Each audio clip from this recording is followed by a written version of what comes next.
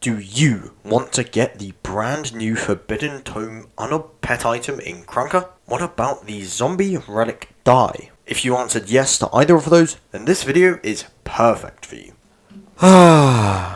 Well, we're doing this again.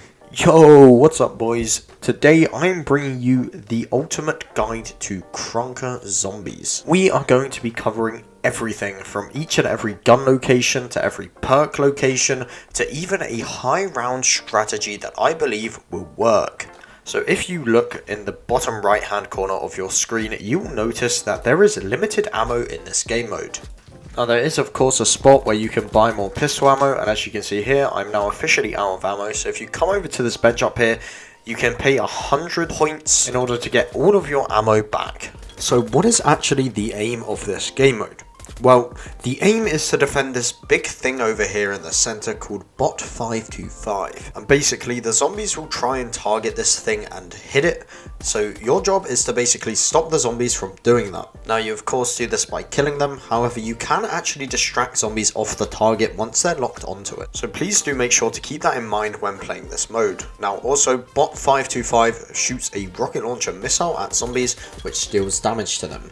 Now I believe it actually one-shots walkers and it does quite a bit of damage to some of the bigger enemies. Now this isn't too great against swarms of zombies, but against single zombies, it's pretty good. Now whilst you're defending Bot 525, you'll actually start to rack up points which you can then use to buy ammo, other weapons, hit the box, buy perks and all sorts of things. I keep mentioning perks, so right now I'm going to be showing you guys all the perk locations on this map. I believe there are 5 in total, starting with this one right here. This is called Swift, and pretty much what it does is it increases your movement speed. Now this one over here is called Crumb, and it actually increases your health from 120 to 250. You can go ahead and find this perk over by the starting pistol ammo buy. You can find this next perk near the sword off Wallbuy. It is called Double Up and it increases your fire rate. You can find this next perk over by the semi-auto revolver and noob tube Wallbuys. It is called Western Hands and it increases your reload speed, meaning you reload faster. Now the last perk that you will find on this map is called Power Slide. It's over here in this little corner that nobody ever really goes to. It costs 15,000 points, and from what I've heard, it pretty much just allows you to slide hop. Alright, so now we're just going to really quickly go through where you can find all the weapon wallbuys on this map. So right over here we have the auto pistol wallbuy. Now this is next to the Swift perk. And over here we have the Deagle. Now over by this table we have the revolver, the noob tube and the semi-auto. Now this is of course by the Western Hands perk. And over here you can see the Techie 9 on the wall. Coming over to Double Up you will find the Sword Off Wallbuy. And finally, if you come all the way over to spawn, you will find the pistol wallbuy. Now some of you may have noticed that next to the pistol wallbuy there is a button that prompts you to call for backup. Now if you press this button, it will actually spawn in another player called Uncle Joe. Now this is something you maybe want to be doing on those higher rounds when you have a lot of points saved up and nothing to really spend them on. Along with one other thing, which is actually this door over by the semi wallbuy. It will prompt you to knock for 1500 points and then it will give you a random power up, as you can see here. Now this is actually the grenade launcher power up. I believe there are 7 power ups in total. This one of course is the grenade launcher. It has 6 shots and acts just like the score streak. Next up is the fire sale, and when you pick this up, pretty much boxes are going to spawn in every single box location and everyone is going to be able to hit it for just 10 points. Other power ups include the minigun, which again acts just like the score streak. It has 250 bullets in it. Then there's double points, which of course doubles your points for every shot you hit on a zombie, and it also doubles the points from the nuke score streak if you have this active whilst that goes off. Then there's max ammo, which refills everyone on your team's weapons full of ammo. Next up on the list is the nuke power up, which when you get it, it immediately kills every single zombie on the map and gives you 400 points, 800 if you have double points active at this time. And last but not least, we have my personal favourite power up and probably the best of them all, insta kill. And as the name suggests, you can instantly one-tap any zombie on the map, and that means any zombie. So now that we've talked about all the power-ups, it's time for us to talk about the zombies. Now there are 4 main types of zombies that you should be aware of. First up is the Walker. This is your classic zombie, not very fast, it doesn't do a lot of damage, doesn't have a lot of health. These guys aren't really going to be a problem. Next up we have the Brute. These guys aren't particularly fast either, but they have more health and they definitely do more damage than your walkers. Next up, we have the runner zombies. Now these zombies, as the name suggests, are quite fast. They don't have a lot of health and they don't do a lot of damage, however they can sneak up on you, and I believe they might actually be faster than you, so just be wary of these ones. Now finally, we have the flesh colossal zombies. Now these guys are very slow, however they have a lot of health and they do a lot of damage.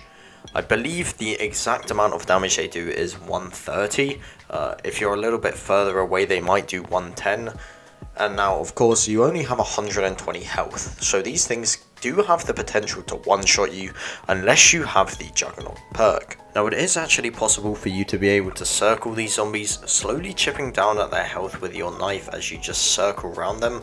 However, I would not recommend this as it is extremely risky and there's really no point. Now the very last thing that I have to mention quickly before we get into the high round strategy is the box. Now you can of course spend your points to spin this box. I think it's 950 points and it will give you a random weapon. However, I don't really recommend doing this. Now of course, you may be wondering, why did I say that the box isn't worth hitting? Well, the weapons that come out of the box actually have so little ammo, they run out so fast, it's not really worth the investment. Unfortunately, the ammo in your guns only have about half that of what you do in COD zombies, so your ammo is pretty much destined to run out really fast, and you really do have to rely on Wallbuys. There is only really one weapon that's actually worth hitting the box for, and that is the charge rifle. Now the charge rifle is actually broken at the moment, so it almost has infinite ammo. If you're charging it up, it shoots, and as long as you don't fire the shot, you can continue shooting that over and over again. So it pretty much has infinite ammo. And then on top of this, its headshot does insane damage. I think it's something like 1120. Which does a huge chunk of the boss's health. Now this obviously makes the weapon a boss killer, and it's something you would want. But there's also a fire sale power up that we talked about earlier, so you can always just hit the box and hope that it comes then. This is definitely something that you're going to need in your zombie runs, however I wouldn't recommend spending thousands and thousands of points on the box. So it's time to get into it. What is the high round strategy for this mode? Well, I think you should split your team in half.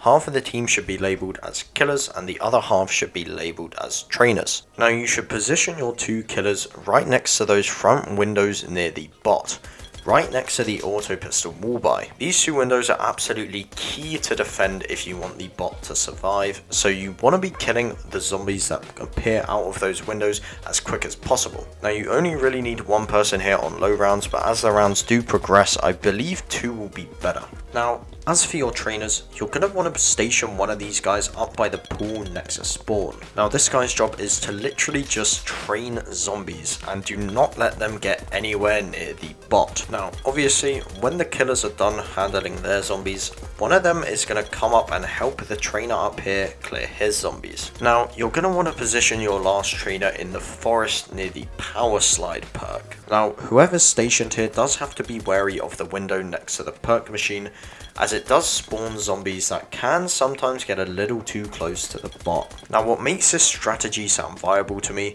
is the fact that these two guys' areas are separated by a house. This pretty much allows for one person to have full control and freedom over one specific area, and then there's also no worry about running into each other. And then of course the other killer is going to come over to this guy's area and help him clean out his zombies. From here on out it's pretty much rinse and repeat. Now I do just want to take a second here to talk about class compositions. So I believe both of the players that I've dubbed as killers should be using auto pistols and charged sniper rifles, and then whoever's stationed up by the pool should be using a normal pistol, as that's the closest weapon to their area, alongside either an auto pistol or a charged sniper, and then the person stationed down by the forest area should be using either the Deagle or the Techie 9. I think the Deagle is a safer play, but they can go for the Techie 9 if they want to, and then also a charged sniper rifle or an auto pistol. Of course, as the auto pistol gets weaker going into those higher rounds, you're really going to want to be getting those fire sales and hitting that box to try for the charged sniper rifle. Now also, when you are in the high rounds, you can of course let this player who's in the forest switch out their main Deagle or Techie 9 to something like a revolver or a semi-auto. It's really up to them, as they do have the option. So just to end off the video, what order should you be buying your perks in? So obviously I'm gonna have to say Juggernog or Crumb takes first place for this one, with double tap or double up being your second place perk, and then you should be buying Speed Cola or Western Hands as your third perk, finally followed by Swift as your fourth and final perk. I feel like Power Slide is too expensive to be able to justify, and with such things as a door offering 1500 for a free power up, this is definitely going to be key in later rounds, so I feel like it's better to save the points. Now this actually reminds me of something I forgot to talk about in this high round strategy, which is your usage of power-ups.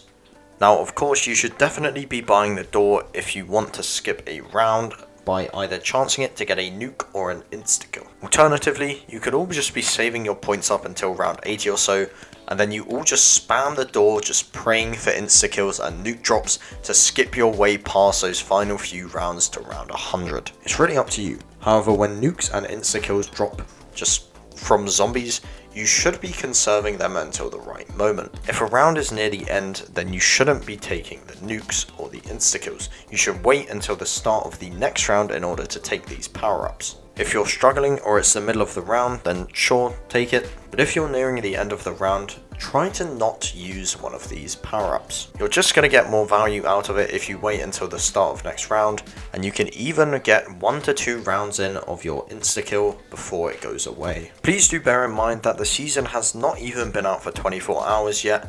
This is all just speculation. This strategy could very well be subject to change. However, if you have any doubts that this doesn't work right now as of this moment, I will be trying this strategy out in zombies myself with the Pentas squad live on Twitch at 4 PM at twitch.tv/Kashi. The link is in the description below. You guys should definitely come and watch. We are going to be the first squad to get the new Unobtainable Tome in Krunker. And apart from that guys, that's pretty much the video. If you have enjoyed, please do feel free to subscribe. We are trying to hit 1k subs, and apart from that, I hope you've enjoyed this raid guide.